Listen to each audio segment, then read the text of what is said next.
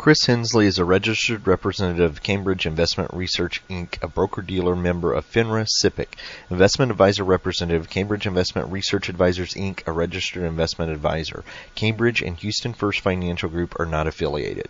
Good morning, everybody. You're listening to Money Matters. I'm Chris Hensley. The time is now 2 o'clock. I'm so used to saying 11 when we're live, but it's 2 o'clock here, Central Time in Houston. We have a fantastic guest for us, for you today. The current conversation surrounding tech use among kids has focused largely on the negative, what not to do and what dangers to avoid. But EdTech educational tech expert Richard Culatta presents the flip side of the conversation in his forthcoming book, and this book just came out in July here, Digital for Good, Raising Kids to Thrive in an Online World. Richard, thank you so much for joining us today. Chris, it's a pleasure. Glad to talk to you. Absolutely. Well, I'm gonna throw this out here as a parent of an 11-year-old who is in a really nice Montessori school here in Houston. One of the things that the school had focused on is like, well, we're not going to have technology until they reach elementary level, and so a year ago or 2 years ago we had some guidelines. Fast forward to COVID. And at any time during the day, all three of us can be glued to a screen. I think parents kind of have this, we're up in the air in this right now. Why did you write Digital for Good at this time? Well, look, I'm also a parent, by the way. I have 4 kids between the ages of 8 and 16. So I'm also dealing with a lot of these same things. But look, the main thing is I've spent my whole career looking at how technology can support learning. I've taught before. I worked for states. I worked for the federal government. I've worked in a variety of organizations, always around this focus of how can we use technology to support learning. What I was seeing was, as I was trying to help my own kids create the digital culture, if you will, that I wanted to have in my own home, I didn't have the answers to a lot of the questions, even though I'd spent my whole career looking at how to use technology effectively for learning. And as I went out to look at the books that were out there, a lot of what I saw was, again, very negative. It was things like, books that were called things like The Dumbest Generation, how tech is making kids, dumber. Things like, the boogeyman in your kid's pocket, how tech is going to destroy your family, right? But that wasn't what I was seeing when I was talking to other families, when I was talking to my kids. I'm seeing like incredibly smart, very engaged kids that need some help and support for using technology effectively, but it wasn't destroying them. It was actually helping them be more connected and more engaged with the rest of the world, though sometimes a little bit out of balance, right? Sometimes it was there needed to be some limits. So I set out to write a book that said, hey, tech can actually be incredibly powerful to enrich your kids' life, to help them be productive learners, to help them be ready for their future careers. We don't need to, bury our devices in the sand in the backyard, but we do need to set up some boundaries and some healthy guidelines for how to use it well. And that's what I try to write in this book, how to be healthy users of technology, which actually does not mean, again, banning technology use. It just means providing some additional help and structure in our families. So I definitely will piggyback on that I've gone from, oh, this is a bad thing, to my son's able to communicate with schoolmates that are out of state right now, and it's his only form of communication. So there's some very positive things there. Before we get into a lot of the positive things, you do write about something called digital dysfunction. Tell us a little bit about what that means. Yeah, so even though I just said this is a very positive book and it sets it up in a positive way, but what I didn't want to do, and this is really important, is I'm not pretending that there aren't dangers and problems, right? It's not that there aren't dangers and problems. It's actually that we need to use a positive approach to get around those dangers and problems. And so I start the book by listing what I call our digital dysfunctions. And these are some real problems that we have to recognize as parents, as families. And they're things like the fact that we bombard our kids in online spaces with advertisements, and we don't prepare them to recognize what's an ad and what's not. I also talk about some of the dangers that we see in eroding democracy, right? When there are tools both from people within our own country, but also I talk about foreign actors that are actively trying to pull apart and dismantle our democracy through digital tools, right? And then there are some other things that I talk about, like the false baseline that can be created when we look at things online and everything online seems perfect. Or looking at I talk a little about just a huge pornography industry and how fake that is, right? It's not based on real healthy sexual relationships. And so that's also a dysfunction, because when we compare our life, whatever part of our life it is, to what we see online, we feel like we're not measuring up to that kind of fake, falsified baseline, and then that can lead to depression and some other real challenges. So those are some of the dysfunctions that we just have to be aware of, even as we try to create a better approach to creating healthy kids. I love it, because we're definitely going to focus on the positive stuff, but having that framework that this is good for adults. Ignore the risks, right? You got to know what they are, even if you're going to focus on the positive. But then that goes right into what you call digital citizenship. Tell us a little bit about that as well.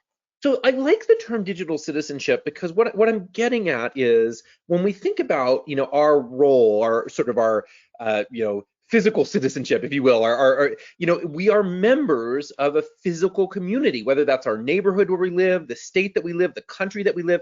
We are part of a community, and there are things that come along with being part of a community in a physical space.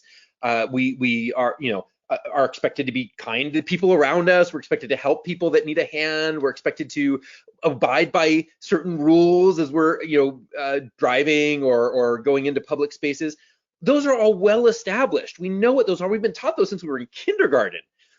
But when we talk about digital spaces, we have not done as good of a job as defining what does it mean to be a digital citizen, meaning somebody who doesn't just show up and take from the digital space, but who's actually part of the community, who actually cares that our digital community is healthy, that's not there just for themselves, but that's there to help create an inclusive, safe space for those around us. And so that's why I like that term. It's the type of person we want to be when we're in a virtual space. That's digital citizenship. I love it. I love it. And you go even further with that, and you mentioned this a little bit already about being balanced. What does it mean to be balanced when we're talking about the digital age and our kids? Yeah, look, Chris, this is one of the ones that I hear from parents, probably more than anything, is how do we find balance in our lives with tech use? And what we often revert to is using the clock as a way to limit tech use. And so sometimes you'll hear about screen time, you have an hour of screen time, you have whatever. The problem, and by the way, I totally get why we do that, because we want to find balance. But there are problems when we use time as the limiting factor. One of the problems is it teaches kids that all of the things that we do in a virtual space are of the same value, right? You have an hour, do whatever you want, doesn't matter what you do, it's all the same value. When it stops at the end of an hour, it's over. That's not true, right? I think we could all agree that differing activities have very different values. If you're playing a game that is a luck-based game that you're just sort of repeating over and over again, 10 minutes is probably enough of that. If you're reading a book or talking to a friend, as you just mentioned your kid has done, those are activities that have greater value and maybe should have more time. And the context of what else is going on in your life changes too. So, if I'm on a long trip and I'm in the back of the car, the amount of time that I spend, even if it's just watching something or playing maybe more of a mindless game, right? We're going to be a little more flexible there. If it's a day when you're at home or you have something you're studying for school the next day, those digital activities need to change. So the point is, yes, we should have limits on activities, but it should not be based solely on the amount of time. Actually, let me give one more quick example of this. I often think about I compare things to food. I like eating, so I compare things to food a lot. And when we eat, we have meal times during the day, and we teach our kids that they should stop eating when they are full, right? When they are satisfied, they should know to stop eating, not when the timer runs out. And so imagine if we did the same thing that we do with screen time on devices for food, and you're like, okay, you have food time for the next hour. You can eat whatever you can eat, Twinkies, you can eat chips, you can eat whatever you want, but eat right up until the end of the hour, and that's where we'll stop you. No, right? Of course not. We're going to say you should eat until you're full, and you should not only eat junk. Maybe we get a little bit of a Twinkie in there for dessert, but we want to eat healthy foods. That's the approach that we need to take to finding limits to how we use our devices. And it's way more powerful than just using screen time. I love it. I love it. I'm thinking of adults need these lessons too. Oh, You spend 2 hours on Facebook versus getting stuff done online. We need to know these rules. Chris, listen, let me tell you, I mean, my expertise is in working with young people, so that's where I wrote the book. But I will tell you, there are lessons that apply to people of all ages as you read through these ideas. Well, you also talk about just staying informed. How does that filter to either the parent or the child when it comes to digital? Yeah, so it's one of the most important things that we can do and teach our kids to do with devices is use them to be informed. And that doesn't mean just on news and that sort of things, but also just things that they're interested in, right? Skills that they want to learn, topics that they care about. But it is really important that we help them learn to see these devices that they have in their pockets as access to a huge wealth of information, right? They should think that this phone in their pocket to them should be a learning library even more than an entertainment device. But that it takes some skill, right? It's not as easy as we think just going online, right? There's so much information and a lot of information that is not helpful.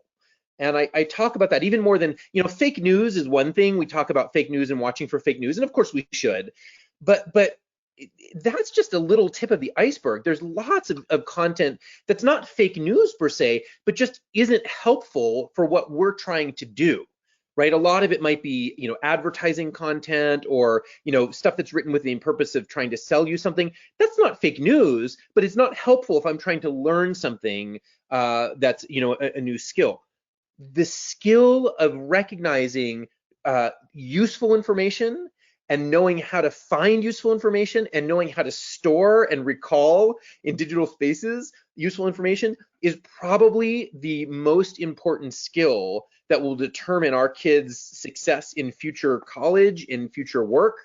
But those are the skills that we need to be teaching at a very young age if we want them to be able to be informed learners in a virtual space.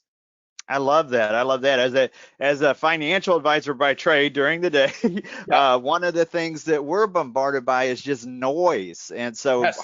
part of, my job is like limiting it down to what's really important. And so that's one of the things that you just mentioned is the child having the ability to know what useful information is, where to find it, where to recall it when needed. Very important skills. And Chris, actually, let me build on that for a second, because when we were growing up, when you and I were growing up, our task to stay informed was finding information, right? Where can we get an answer? And when we would learn how to do that, I had an Encyclopedia Britannica set, right? Some of you may remember those.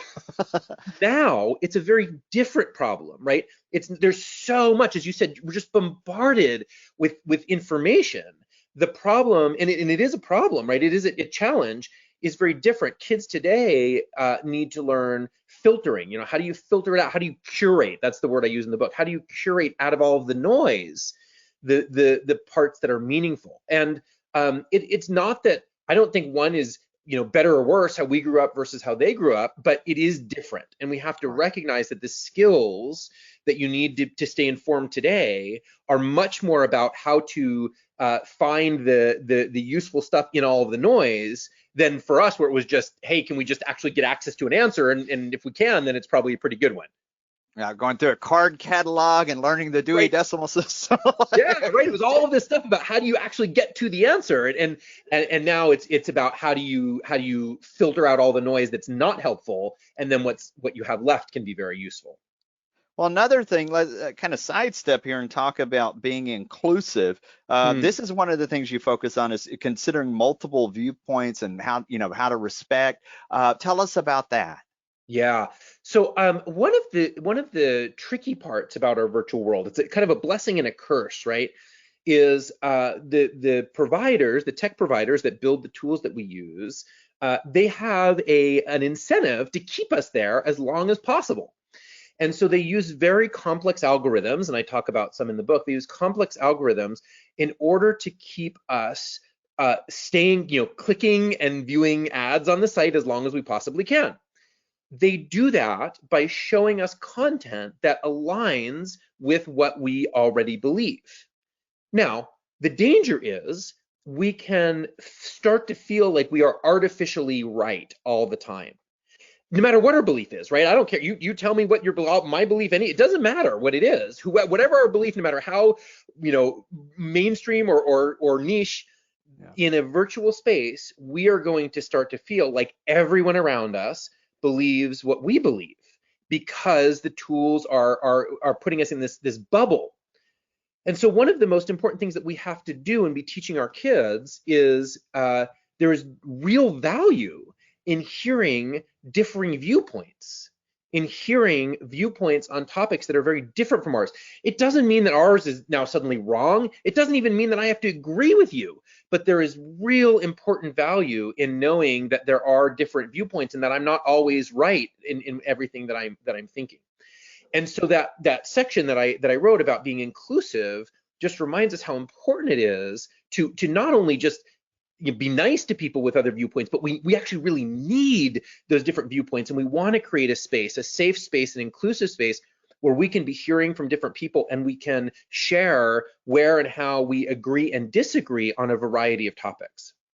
Wow, that's what you just said. It was very concise, but super important. And I feel people need to remember that there's strength in diversity and the fact that we are kind of sandwiched into this bubble with these algorithms and, like you said, being fed stuff to make, for us to see only one viewpoint coming out. And so that I think was a very important point that you just made. That leads us into our next section here, which is called being engaged.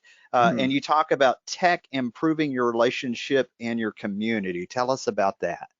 I love this part of it. This was actually my favorite part as I was writing is, we think about tech, especially for, with kids, as pulling them out of their world around them, right? And they get very focused on, playing a game over and over again. And certainly that can happen, right? As again, at the beginning of the book, I talk about digital dysfunctions.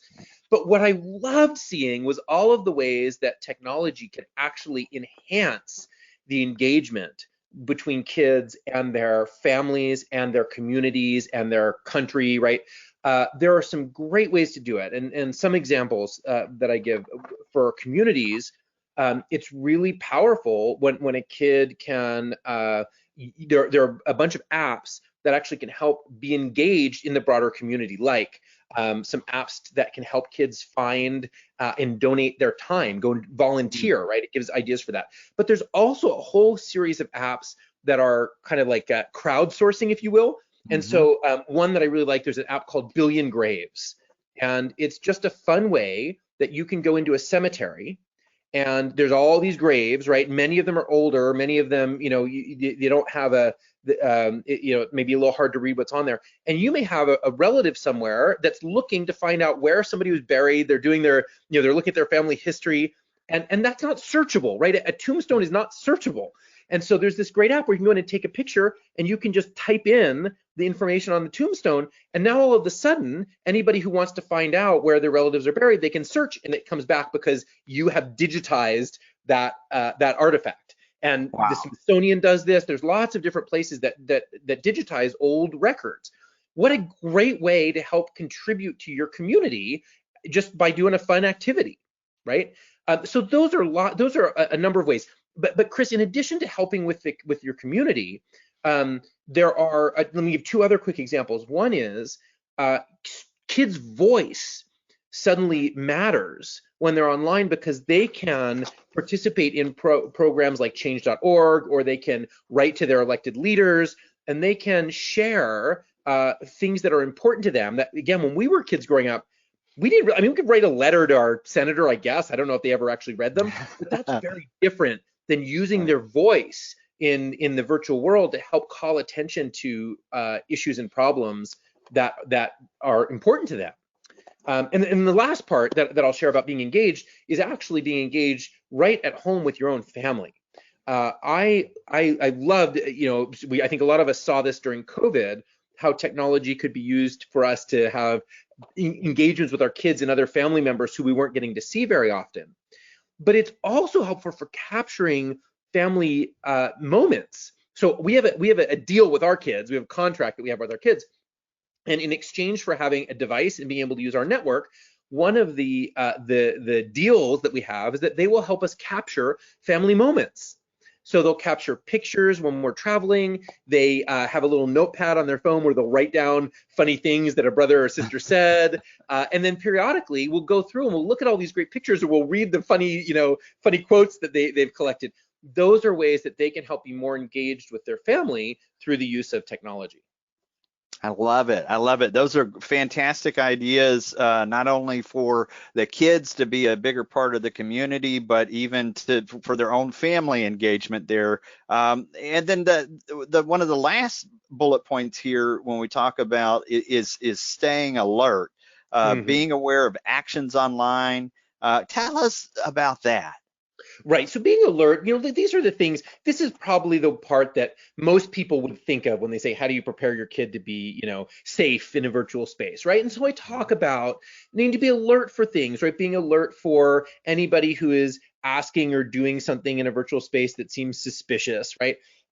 There are, one tip that I give that I always share is, in our family, we have a rule that if you are using a digital device, a laptop, a phone, whatever it is, you should not have your door closed, because we don't want to, by thinking that you can go into a room and close the door, communicate to our kids that somehow they are now in a private space.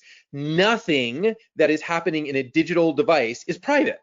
That's okay. We just need to know that. We need to not pretend it otherwise. And so we talk about how the fact that there are moments in your life that are private, right? Sometimes you need a private moment to just be by yourself. Certainly if you're changing clothes or doing things like that, those are private moments, and those happen behind closed doors. If you are ever in a moment that feels private, your device has no place there. And so that's one of the tips that we help, try to help our kids understand.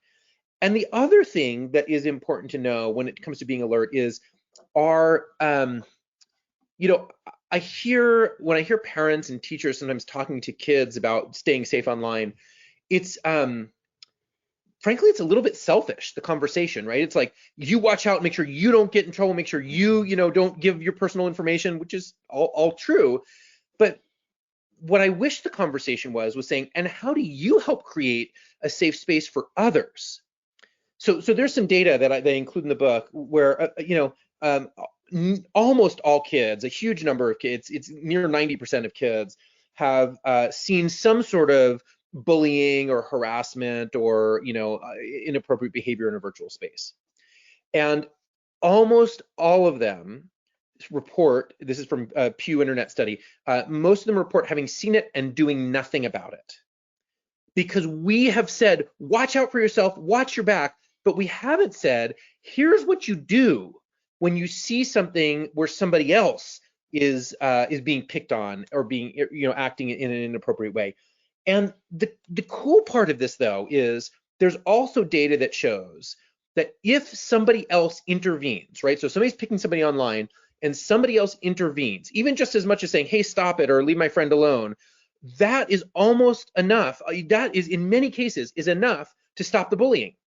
Right? So we talk about all the cyberbullying and the worries about it, but the fact of the matter is, it will stop if we have people that are just willing to intervene in some not very difficult ways. But that's the conversation that we have not had. We said, watch out for yourself, but we haven't said, what do you do when you see somebody else that's being picked on, how do you get involved? And that's what it means to be alert in a virtual space.